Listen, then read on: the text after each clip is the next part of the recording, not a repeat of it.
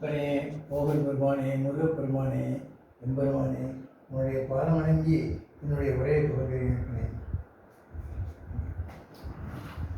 அதாவது வந்து பார்த்திங்கன்னா, இப்போ போகருடைய பெருமைகளை எடுத்து நம்ம வந்து போகர் என்னென்ன பண்ணினார் அப்படிங்கிற விஷயத்தை வந்து, அதாவது அந்த விஷயம் வந்து பார்த்திங்கன்னா ஏகப்பட்ட விஷயங்கள் இருக்குது. அவர் சொல்லுது, அவர் செஞ்ச விஷயங்கள்லாம் நம்ம சொன்னோம்னா ஒரு 2 மாதம் கூட ஆகும்.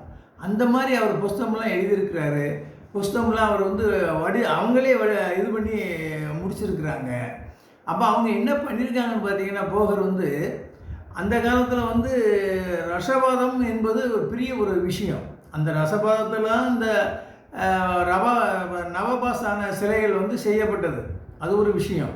இன்னொரு விஷயம் என்ன கேட்டிங்கன்னா, அவர் என்ன பண்ணியிருக்காரு அப்படின்னு சொன்னால், இந்த ரசவாதம் என்பது தங்கம் தயார் பண்ணுறது. தங்கம் தயார் பண்ணக்கூடிய விஷயத்தை வந்து ரசவாதத்தில் அவர் வந்து ரொம்ப தெளிவாக போகர் 7000 சொல்லியிருக்கிறார்.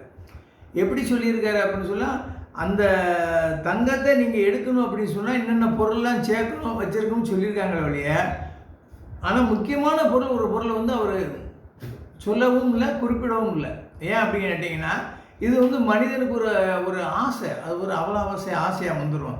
அப்போ இந்த ஆசையினுடைய மோகத்தில் மனிதன் வந்து கெட்டு போவான் அப்படின்னு சொல்லி அதை வந்து அப்படியே மறைச்சிருக்காங்க. ஏன்னா ஒரு முக்கியமான விஷயத்தை வந்து யாருமே எந்த விஷயத்தையுமே வெளியில் வந்து சொல்ல மாட்டாங்க. இப்போ இவர் போகர் வந்து அந்த நவபாசன சிலை செஞ்சதே பார்த்தீங்கன்னு சொன்னால், அந்த விஷயத்திலே ஏகப்பட்ட விஷயங்கள் இருக்குது. அது வந்து வெளியில் சொல்ல முடியாது. சொன்னாலும் அது உங்களுக்கு வந்து வெளியில் இருக்க மக்களுக்கு புரியாது. ஏன் அப்படின்னு கேட்டிங்கன்னா, எங்களை மாதிரி பாரம்பரிய வைத்தியருக்கு தான் அது புரியும். பாரம்பரிய வைத்தியருக்கு தான் அந்த ரசவாதம்னா என்ன, நவபாசனம்னா என்ன அப்படிங்கிற விஷயம் வந்து அவங்களுக்கு தான் தெரியும். எப்படி கேட்டிங்கன்னா, ஒரு 4 தலைமுறைக்கு முன்னாலே எங்கள் தாத்தா வந்து அரமனைக்கு வைத்தியம் பார்த்தாங்க. அப்புறம் வந்து அப்போ கொஞ்சம் கொஞ்சமாக போய் கடைசியில் வந்து 4வது 5வது தலைமுறையிலேருந்து எங்கள் அப்பா வந்து வைத்தியம் பார்க்கல, அவங்க மிலிட்ரி போயிட்டு வந்துட்டாங்க. அதுக்கப்புறம் HIV எய்ட்ஸுக்கு மருந்து கண்டுபிடிக்கணும் வைக்கணும்னு சொல்லி அதில் தான் இந்த வழியெலாம் நான் வந்தேன். அதில் நானும் கூட பாதை மாறி போயிருப்பேன். அப்போ எனக்குன்னு ஒரு ஆசை இருக்குது, எனக்குன்னு ஒரு கண்டுபிடிப்பு வரணும் அப்படிங்கிற வேண்டியதான் நாங்கள் வந்து இதுக்குள்ளே இறங்கினது. அதாவது பாரம்பரிய வைத்தியத்தை கைவிட்டுறக்கூடாது அப்படின்னு சொல்லி நான் அந்த பாரம்பரிய வைத்தியத்துக்கு உள்ளே வந்திருக்கேன். உள்ளே வந்தது பார்த்தீங்கன்னா, இது வந்து கடல் மாதிரி. ஒரு சில விஷயங்கள் தான் உங்கள்கிட்ட சொல்கிறதுக்கு என்னால் முடியுமே ஒழிய, அந்த கடல் மாதிரி இதெல்லாம் நம்ம இப்போ பேச முடியாது. போகர் வந்து என்ன சொல்லியிருக்காருன்னா, மனிதனுக்கு வந்து ஆசை வந்து ஆகாது. அப்படி நீ ஆசைப்பட்டு செஞ்சேன்னு சொன்னால் அது மக்களுக்கு தான் நீ செய்யணும் ஒழிய தனக்குன்னு எதையும் பண்ணிடக்கூடாது அப்படின்னு சொல்லியிருக்காரு. சொன்னார்னா அவர் சொல்லு மட்டும் இல்லை, செயலையே அவர் செஞ்சுருக்கார். அந்த காலத்திலேயே 2500 ஆண்டுகளுக்கு முன்னாலேயே அவர் செயலே அதை இறக்கி காட்டியிருக்காரு. அங்கே இருக்கக்கூடிய போகருக்கு பூராமே, நம்ம சித்தருக்கு பூராமே அவர் சொல்லியிருக்காரு, எல்லாருமே வந்து ஆசையை திறந்துருங்க. நீங்கள் அதாவது தங்கம் செய்கிறோம் வைக்கிறோம், அப்போ நம்ம தங்க உற்பத்தி பண்ணி அதை பண்ணிடலாம் அந்த சோழிக்கே வேண்டாம். நீங்கள் வந்து வைத்தியம்னா வைத்தியத்தை மட்டும் பாருங்கள் அப்படின்னா சொல்லியிருக்காரு போகர் வந்து. அது மாதிரி நாங்கள் வந்து வைத்தியத்தை மட்டும்தான் பார்த்துக்கிட்டு இருக்கோம். இப்போ வந்து நவபாசன சிலை என்பதை நாங்கள் தயார் பண்ணுறோம்னா, நீங்கள் வேணுங்க ஆட்கள் வந்து நீங்கள் அதை வந்து பெற்றுக்கொள்ளலாம். மருந்தாகவும் பெற்றுக்கொள்ளலாம், முருகன் வடிவில் பெற்றுக்கொள்ளலாம், சிவன் வடிவில் பெற்றுக்கொள்ளலாம். உங்கள் வீட்டில் வச்சு பூசைகளும் பண்ணலாம்.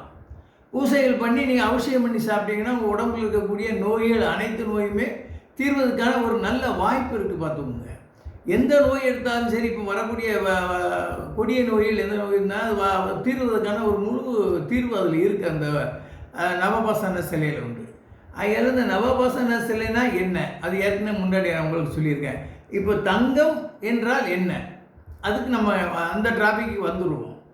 தங்கம்னா எப்படி கண்டுபிடிக்கிறாங்க, எப்படி தயார் பண்ணுறாங்க அப்படிங்கிறத வந்து அவர் சூட்சமாக சொல்லியிருக்கிறார், பாட்டிலே சொல்லியிருக்காரு. அப்பனே இதை கேளு, இதை நீ எடுத்தீங்கன்னா இதை புடம் போடட்டேன்னா அது வரும் அப்படின்னு சொல்லியிருக்காரு. அந்த ஒரு விவரம் சொல்லியிருக்காரு பார்த்தீங்களா, அந்த விவரத்தை உள்வாங்கிக்கிட்டு நம்மளால் செய்ய முடியாது. அப்படி எத்தனை பேர் செஞ்சு பார்த்துருக்குறாங்க, செஞ்சு பார்த்து அதை எதுவுமே பலன் கொடுக்கல.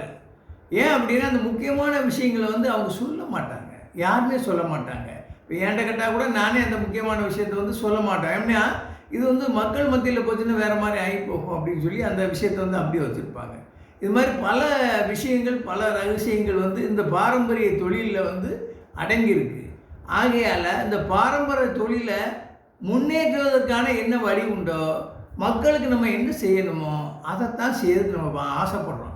எல்லா மக்களும் வந்து அந்த சிலையை வந்து அபிஷேகம் பண்ணி சாப்பிட்டு அந்த நோய் நொடி இல்லாமல் வாழ்வதற்கான ஒரு நல்ல ஒரு வேண்டுதலை தான் அடியேன் வந்து எடுத்திருக்கிறேன். இது அடுத்த கட்டத்தில் உங்களுக்கு